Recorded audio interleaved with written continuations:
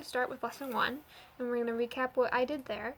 So for this lesson, we basically covered the ideas of, well, the objectives are that students will recall different types of homes there are by drawing their favorite from a list of different kinds.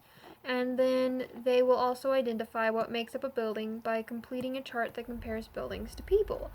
So what we did through this here, I began with a 5-minute visual presentation of a large castle and a small hut. And I asked them, can you imagine living here in this large castle or here in this small hut? And so I described to them that a fort can be something like a home. And so then they responded to me there, and then I had them brainstorm as a group all a different type of list of homes. And so basically I had them say things like apartment, single family house or farmhouse, castles, igloos, teepees, stuff like that. And then I made sure that they were understanding what these things looked like. So if they brought up a thing, I would show them a picture of it. And so I then had them brainstorm in groups of 4 and come up with what they wanted their drawings to look like, because I think it's a really good way to find what you want. So we drew our houses, and that was the basic of the first lesson that we did. And so to close off that lesson, I had them share with the group what their house would look like. And so then, for the lesson plan 2, we did floor plans. And floor plans are an extremely important part of architecture. The objective for this was basically that the students will be able to design a fort, creating sketches of the floor plan and outside design, and this will be done to the teacher's satisfaction. So I gave each of them a pencil, a graph paper, a blank white paper, and a pack of crayons just to make sure that they could get some colors, some design interests, and stuff like that. So I made sure that we were grasping the idea, so I asked them if they remembered what we were doing from last time, and they said, yeah, we're making the sketch for our fort. And I asked them, do you know what a floor plan is? And they were like, no. And so the way I described a floor plan is if you were above the sky and you were looking at the walls of your house and how your house has been framed, your floor plan would be where your walls are, where the doors are, and everything that you can see, and just the way that it works like that.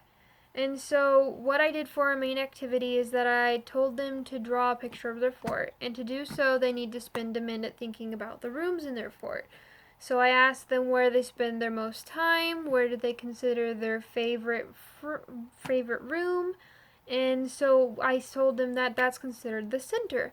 And so the center was supposed to be what we made the fort based off of. So when we built our fort, we were going to base it off the fact that this is where I would spend my time in my fort. And so that was the whole fort. And so after that, we discussed centers and stuff like that. And then I made sure that everyone discussed, and I made sure to encourage that they had access to various rooms and stuff like that. So to close off, they drew their floor plans very excellently, and they executed it very well. And so that brought us into our next lesson of making individual forts as individuals. So to finish off, I had them discuss their drawings, and so we sat in a circle and we discussed what made our floor plan original and what made it interesting. And so for lesson plan 3, I actually did a model of this, and I had my boyfriend work on it. So I taught him what the lesson was and told him, so our objective is that students will construct forts collaboratively in groups of 4. So we don't have a group of 4, but I worked with him as a group of 2. And so I gave him the necessary materials that he needed, and then I observed the way that he was doing it and asked him what he was doing along the way. So I put my students into a group and then asked them to begin to design the fort. And so I gave him paper, and I made sure to facilitate the way he was learning, and we were transitioning into the construction. After that, I decided that I would give each student cardboard and then tape, scissors, and markers after they are done designing together. And then the teacher showed them, the teacher, shows my student how to craft the fort in the most simple way. So basically, you make a roof, you have walls, and it's all things we discussed in the first lesson. That's where we scaffold into what we are now.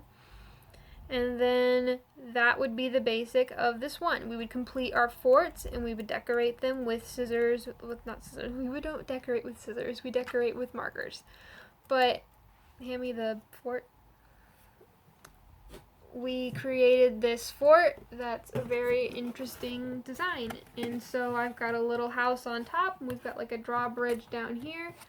And so we actually had the cat go in there. So I think that's a really fun little design that we can do for, like, if we were in a classroom setting, to be able to work with the students, because even my boyfriend at 20-year-old had a blast playing with the cardboard and making sure that he was able to craft the way he wanted to craft.